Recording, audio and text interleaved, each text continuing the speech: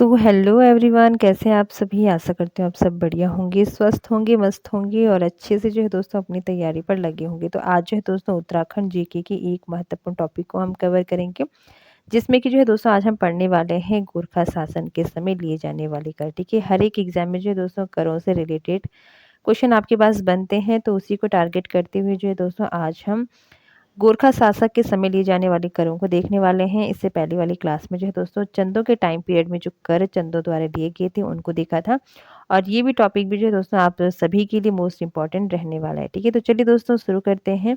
Topic आपने देख लिया है दोस्तों, गोरखा शासन के समय की कर हम आज देखेंगे। तो गोरखों ने जो है दोस्तों चंद राजाओं द्वारा लगाए गए 36 रकम व 32 कलम वाले कुछ पुराने करों को बहाल रखा और कुछ को तत्काल कारणों को ध्यान में रखते हुए जो है दोस्तों नए कर लगाए गए। यानी कि चंदों के टाइम पीरियड में जो है दोस्तों 36 प्रकार के कर लिए जाते थे, जिन्हें 36 रकम 32 कलम कहा जाता था। लेकिन जब यहाँ पर चंदों के बाद जो है दोस्तों गोरखा शासन स्थापित हुआ, तो चंदों के टाइम पीरियड में जो कर लगाए गए थे उनको जो है दोस्तों गोरखों द्वारा जो कुछ पुराने कर थे जो उन्हें लगा कि वो उनके काम के नहीं है, उनको हटाकर जो है दोस्तों तत्कालीन कारणों को ध्यान में रखते हुए, यानी कि उस समय जो लगा उनको कि इन पर कर लगाना चाहिए था, तो कुछ कर इन्होंने हटाए थे और कुछ नए कर जो है दोस्तों इनके द्वारा ऐड किए गए थे। तो उनको हम देखने वाले हैं। ठीक है, चलिए। तो यहाँ पर आपको ध्यान में रखना है दोस्तों 36 रकम 32 कलम क्या है, तो ये चंदों के टाइम पीरियड में लगने वाले कर होते थे। ठीक है, तो चलिए आगे देखेंगे। तो गोरखों ने जो है दोस्तों ब्राह्मणों पर कुसही नामक कर लगाया। यह कर जो है 260 नाली या फिर 13 जूलिया तक जमीन हत्याए हुए ब्राह्मणों पर 5 रुपये प्रति मवासा लगने वाला कर था। ठीक है, सीधा सीधा क्वेश्चन बनेगा दोस्तों, कुसही नामक कर किससे लिया जाता था, तो ब्राह्मणों से लिया जाता था। किनके द्वारा लगाया गया था, तो गोरखों द्वारा लगाया गया था। ठीक है, इससे ज़्यादा आपको कुछ भी पढ़ने की ज़रूरत नहीं है। ठीक है, चलिए नेक्स्ट कर है हमारे पास पुंगाड़ी कर। पहला हो गया कुसही कर जो ब्राह्मणों से लिया जाता था। अगला है पुंगाड़ी कर। ठीक है, तो पुंगाड़ी कर जो है दोस्तों एक भूमि कर होता था और इससे जो है दोस्तों 1.5 लाख सालाना आय होती थी। ठीक है, इस कर के माध्यम से जो है दोस्तों सैनिकों को वेतन दिया जाता था। यानी कि सैनिकों को वेतन देने के लिए जो है दोस्तों जो कर दिया जाता था वो था आपका पुंगाड़ी कर। ठीक है, अगला है टीका भेंट कर। ठीक है, ये जो है दोस्तों शादी विवाह के समय लिया जाने वाला कर था। तो पहला हो गया हमारा कुसही कर जो ब्राह्मणों से लिया जाता था। पुंगाड़ी कर सैनिकों को वेतन के लिए दिया जाने वाला कर था। टीका भेंट कर जो है दोस्तों शादी और विवाह के समय लिया जाने वाला कर था। चलिए आगे देखेंगे, और नेक्स्ट करे है हमारे पास मांगा कर। मांगा कर जो है दोस्तों ये हमने चंदकालीन भी देखा था। तो मांगा कर जो है दोस्तों चंदों के टाइम पीरियड में भी लिया जाता था। ठीक है, तो गोरखों के टाइम पीरियड में जो है दोस्तों प्रत्येक नौजवान से 1 रुपये कर लिया जाता था। इसके अलावा मांगा कर को जो है दोस्तों तत्कालीन कर के रूप में युद्ध के समय भी वसूला जाता था। सीधा सीधा क्वेश्चन बनेगा, युद्ध के समय वसूला जाने वाला कर कौन सा था, तो मांगा कर था। ठीक है, चलिए नेक्स्ट है टांड यानी कि तांद कर। ये इंपॉर्टेंट है, ये जो है दोस्तों हिंदू और भोटिया बुनकरों से लिया जाने वाला कर था। ठीक है, इंपॉर्टेंट है, इसे याद कर लीजिएगा।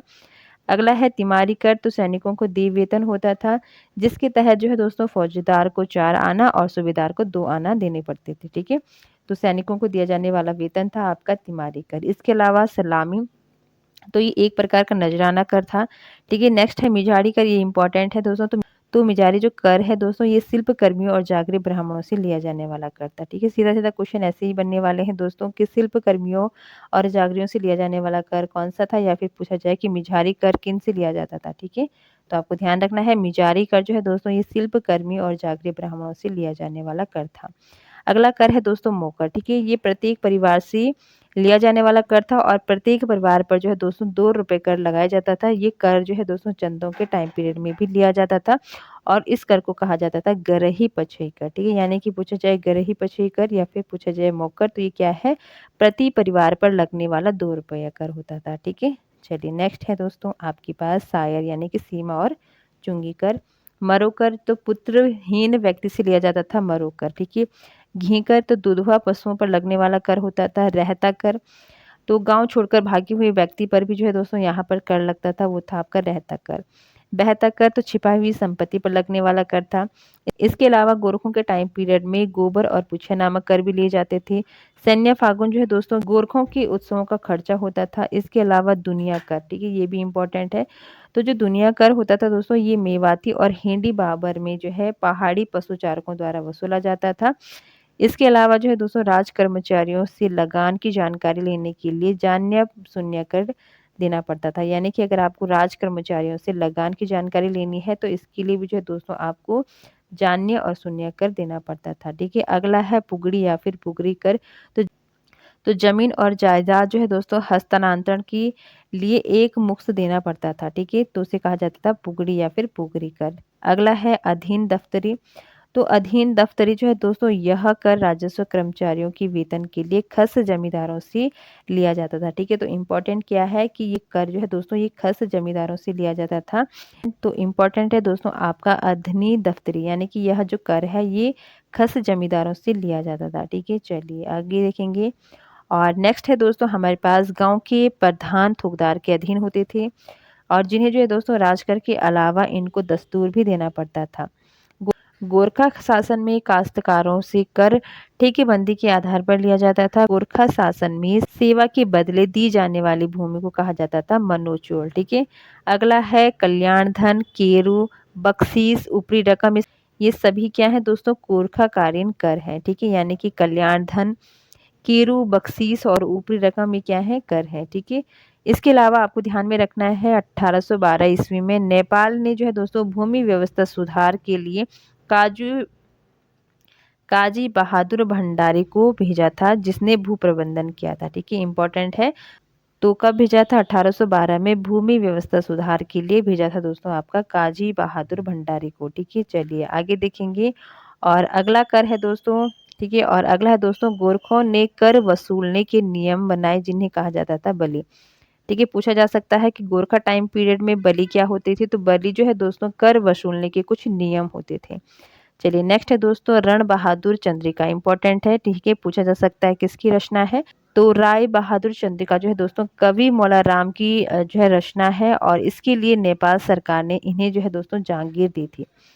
ठीक है, तो ये कुछ इंपॉर्टेंट कर है और कुछ एक्स्ट्रा फैक्ट है जो आपको पढ़ लेने हैं। बाकी जो है दोस्तों यहाँ से आपके पास जरूर से परीक्षा में क्वेश्चन बनते हैं। ठीक है, यहाँ पर आपको ध्यान रखना है अदनी दफ्तरी, तो ये जो है दोस्तों खस जमींदारों से लिया जाने वाला कर होता था। ठीक है, इसके अलावा आपको ध्यान में रखना है दुनिया कर। ठीक है, तो ये क्या है पहाड़ी पशुचारकों से लिया जाने वाला कर था। ठीक है, इसके अलावा आपको ध्यान में रखना है बहता कर। ठीक है, तो छिपा हुई संपत्ति पर लगने वाला कर था। इसी के साथ मौकर आपको ध्यान रखना है प्रत्येक परिवार से लिया जाने वाला कर था। मिझारी कर इम्पोर्टेंट है। शिल्प कर्मियों और जागृत ब्राह्मणों से लिया जाने वाला कर था। ठीक है, तिमारी आपका इम्पोर्टेंट है दोस्तों, यहाँ पर सैनिकों को दी वेतन होता था। टांग या फिर तान कर ये भी इम्पोर्टेंट है। ठीक है, तो हिंदू और भूटिया बुनकरों से लिया जाने वाला कर था। मांगा कर जो है ये युद्ध के समय लिया जाने वाला कर था। ठीक है, इसके अलावा जो है दोस्तों टीका भेंट कर शादी विवाह के समय पर लिया जाने वाला कर था। और पुंगाड़ी कर यहाँ पर इम्पोर्टेंट है। ठीक है, पुंगाड़ी कर भी जो है दोस्तों इम्पोर्टेंट है। ठीक है, और ये जो है दोस्तों भूमि कर होता था जिसमें 1.5 लाख सालाना आय होती थी।